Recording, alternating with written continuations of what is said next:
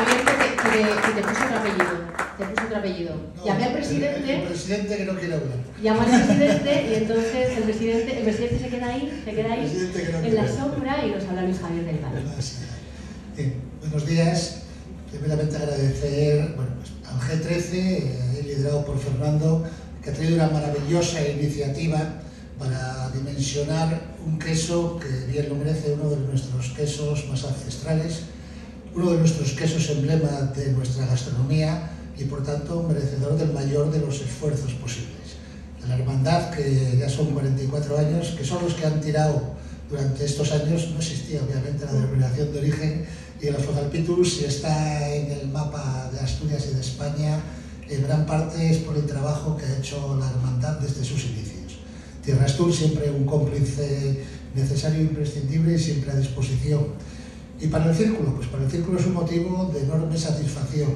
Nosotros nacemos en junio del 2013 con un objetivo muy claro, que es trabajar, difundir, promocionar los quesos asturianos. El Azogalpítur obviamente forma parte de ese quinteto, junto con las otras tres denominaciones, Casín, Cabrales, Gamoneu y la EGP Los Bellos, que independientemente del resto de quesos artesanos que también, pero estos son nuestro buque insignia, son nuestro exterior, nuestra imagen exterior de credibilidad de una comunidad muy competitiva.